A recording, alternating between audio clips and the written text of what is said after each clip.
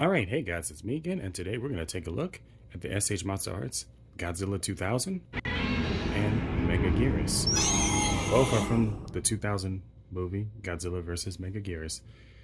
Let's take a look at the main star of the show, Godzilla. Yes. The detailing on him is amazing. I do like how he has this reptilian, crocodilian-ish face around him. My camera might not be able to pick it up, but yeah. I do like the detailing on the dorsal plates. They have like a jagged, rockish appearance. The tail is well detailed too. Especially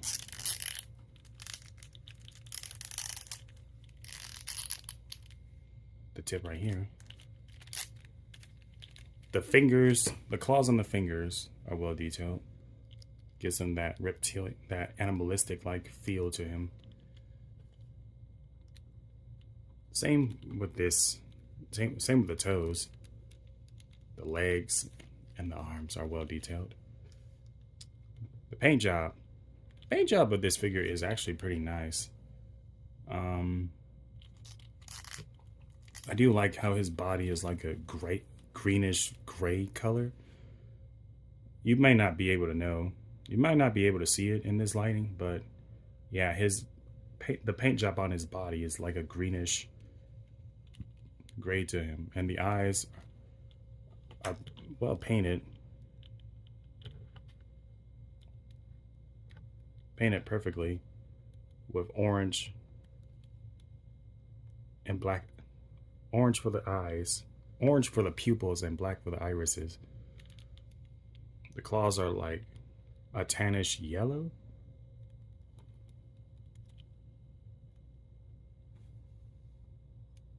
Same with the claws on the toes. And the dorsal plates are like a magenta color. Same with the tail. Greenish gray. Posability. The head can move. The mouth can open and close. The arms can move. The neck can move. The legs can move. Rock him back. Make him walk. The tail can move. You can have him posing all sorts of wacky directions, although the tip of the tail will pop out sometimes if you force it.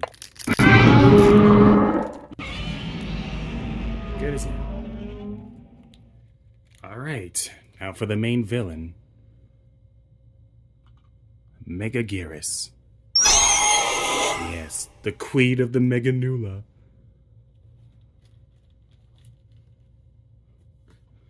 The detailing on her is amazing. She has the same facial features as Godzilla, in case you don't know. She emerged from a cocoon from draining his energy. Her eyes are insect-like. The detailing on them are insect-like, which makes sense. The wings are well detailed. Considering that she's a dragonfly, and fun fact, dragonflies are actually one of my favorite insects. The pincers are well detailed. They look kind of similar to a scorpion's, which we'll get into. Let me move her wings. The legs are well detailed.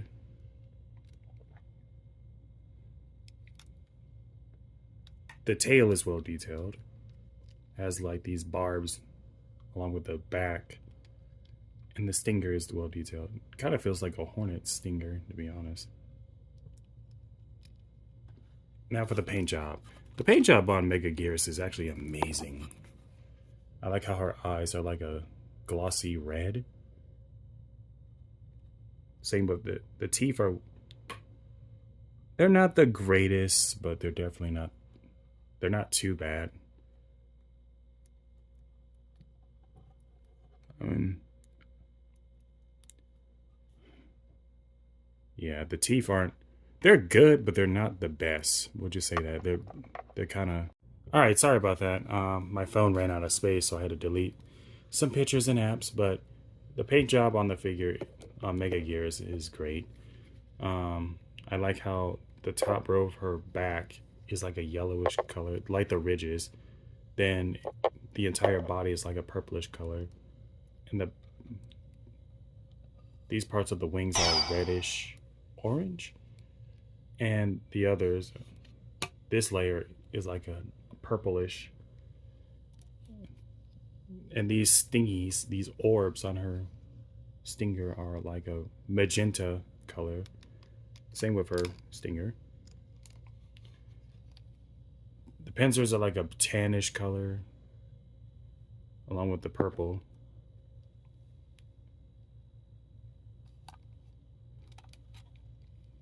Same with the legs, they're like a purplish tan color. Posability. Head can up, look. Head can move. The mouth can open. The pincers can move. The legs can move. The wings can move, and they can flap up and down.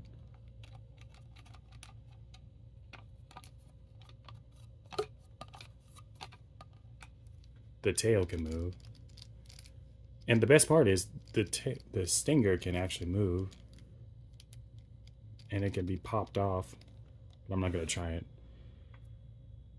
Okay. Now that that's out of the way, let's go to size comparisons. Let's see. Nope. Let me adjust Megaguirus right quick.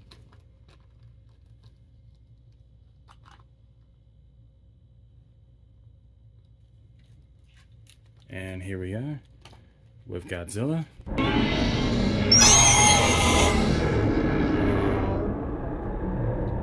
I think this works.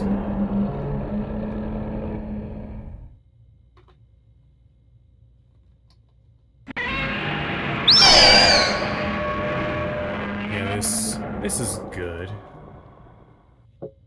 I do remember Megaguirus. I think they're about the same height, if I'm not mistaken. Though you can adjust Godzilla's head slightly. Or you can just simply have him hunched over. But yeah, I think this looks great. I think they're about the same size or same height.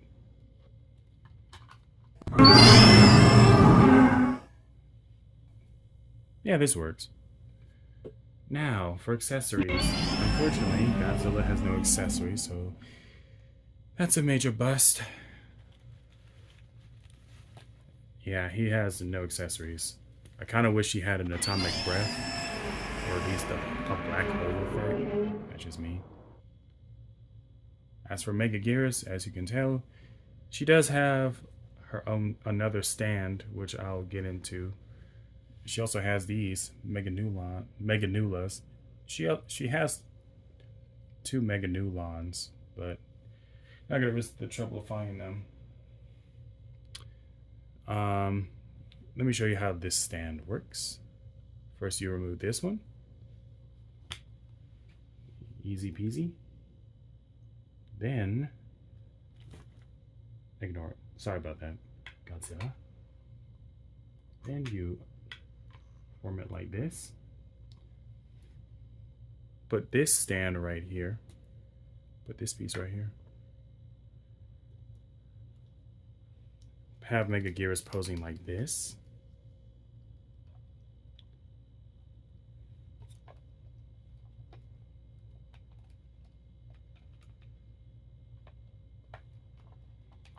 Hold on.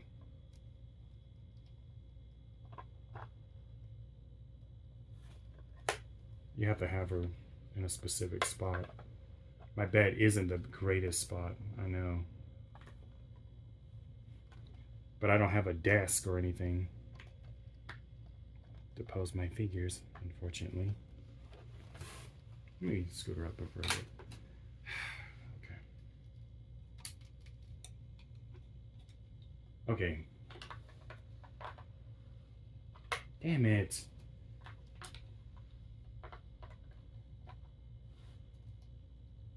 Come